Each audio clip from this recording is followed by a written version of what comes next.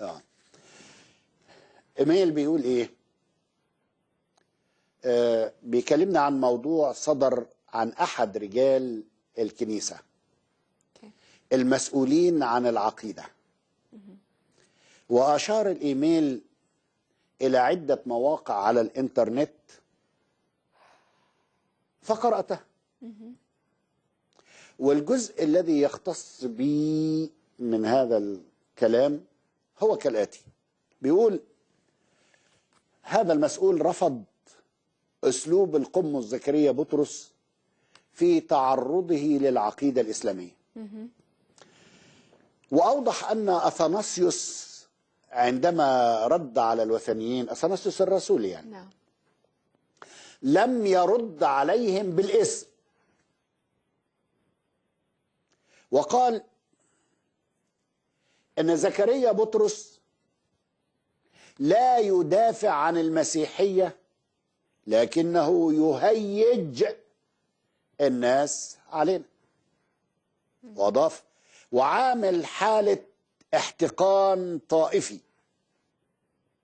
وبيواصل الكلام في المقال بتاعه، بيقول انه استشهد، هو بيتكلم عن نفسه، بيستشهد انه هو دافع عن المسيحية في جريدة الأهرام في ردي على الدكتور زغلول النجار دون تجريح في أحد. ده ما يختص بيا في المقال اللي صدر وموجود على الانترنت وموجود على جرايد أخرى. أيوة. أنا عايز أعلق على هذا الكلام وعلى هذا الإيميل وكلام هذا المسؤول في الكنيسة. اتفضل. في عجالة عشان الوقت. أقول أنا لم أتأكد بصراحة من صدق هذا الكلام اللي أنا قريته، لأن رحت على الموقع بتاع المؤتمر اللي عاملينه يعني علشان أسمع تسجيل صوتي بصوت نفس الشخص، عشان خاطر ما أظنش الظنون، صح، وأقول إن ده كلام معقول مظبوط ولا مش مظبوط. بحب أكون موضوعي وعندي ما توثيق، بس للأسف الشديد ما لقيتهمش لسه حطوا التسجيلات الصوتية على موقع هذا المؤتمر. أيوة. فقلت أرد لأن في ناس كتير بيردوا، جات الإيميلات هذا مقدارها، فقلت أرد تصبيرة يعني لحد ما يبان الحقيقة. بس يعني كثرة المواقع اللي موجودة عليها وخصوصا منها مواقع قبطية فمش هتكذب يعني، تثبت إنه حقيقة يعني. لهذا أنا أستبعد حقيقي طالما ما سمعتش بودني، أستبعد أن يصدر ذلك من أحد رجال الكنيسة المسؤولين عن العقيدة. كلام كله كده ما يتفقش مع إنسان مسؤول عن عقيدة. ولكن إن كان كل إنسان حر في أن يعبر عن رأيه الذي يراه صوابا من وجهة نظره، فكم بالحري يكون المسؤولون عن العقيدة أحرار طبعا يعبروا زي ما هم عايزين طبعا من وجهة نظرهم. ومن جهتي أنا بعلن احترامي وتقديري للجميع، ولكن في حدود الحق بلا مجاملة أو تفريط في الحق الإلهي. ينبغي أن يطاع الله أكثر من الناس. ما يتفق من كلام الأحباء والرؤساء مع الكتاب المقدس أنا خدامه. الذي يتعارض مع كلام الكتاب والوصية أنا لي رأي فيه. نشكر الله. لأن أنا اللي هبقى مسؤول عن تصرفاتي قدام ربنا. والمهم أن اللي يتكلم زي ما عاوز، بس يوثق كلامه بالدليل والبرهان الصادق. وعلى ضوء ذلك أركز تعليقاتي في التالي. أولا بخصوص قوله أنه بيرفض أسلوب القمص زكريا في تعرضه للعقيدة الإسلامية. هو حر يرفض زي ما عايز، بس أنا عايز أقوله أنا لا أتعرض للعقيدة الإسلامية. بيرفض تعرضي، أنا لا أتعرض للعقيدة الإسلامية، وإنما أنا أتساءل عن العقيدة الإسلامية. فهل توجد قوة تمنعني من ممارسة هذا الحق الذي أعطاه الله لكل بني آدم، بل وأقرته مواثيق حقوق الإنسان، وهي حرية الاطلاع ودراسة الأديان والتساؤل وحرية التعبير عن الرأي. ثانيا، بخصوص القول أن أثناسيوس عندما رد على الوثنيين لم يرد عليهم بالاسم. يعني ايه؟ رد زي ما انت عايز بس ما تجيبش اسم المسلمين. زي اثناسيوس ما ردش يعني رد على معتقدات الوثنيين بس ما ذكرش اسم الوثنيين. كلام، ده كلام.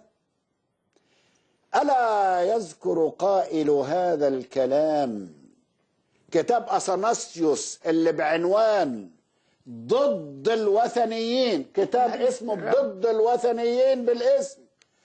انظر كتاب تاريخ الكنيسة القبطية للقس منسى يوحنا وصفحة 117، كتاب ضد الوثنيين بالاسم. ثم ألا يذكر كتاب أثناسيوس ضد الأريوسيين بالاسم، وذكر ذلك في نفس كتاب تاريخ الكنيسة صفحة 137. أم لا يذكر وقفات أثناسيوس الصامدة في مجمع نيقيا وما بعد نيقيا ضد أريوس والأريوسيين بالاسم، وجاء ذلك أيضا في كتاب تاريخ الكنيسة وفي صفحة 193. ثالثا، قولوا أن زكريا بطرس لا يدافع عن المسيحية لكن يهيج الناس علينا وعامل حالة احتقان طائفي. تعليق: بالفعل أنا لا أدافع عن المسيحية، ولكني أكرز بالمسيح يسوع إلهي لأحبائي المسيحيين. لا بد أن أواجههم ببطلان ما يعبدون.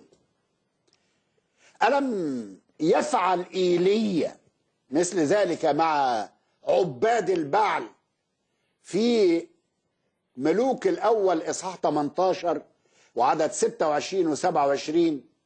يقول: فأخذوا الثور الذي أعطي لهم وقربوه ودعوا باسم البعل من الصباح إلى الظهر قائلين: يا بعل أجبنا. فلم يكن صوت ولا مجيب، وكانوا يرقصون حول المذبح الذي عمل. عند الظهر يقول لك ايه؟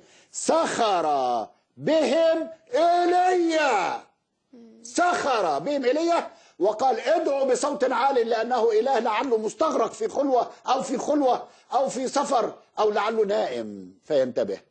ما راي صاحب الاعتراض في اسلوب المسيح مع الكتبه والفريسيين في متى 23؟ 9 ويلات: ويل لكم ايها الكتبه والفريسيون المراؤون بالاسم. ألم يذكره بالاسم وهو يظهر بطلان تعليمهم؟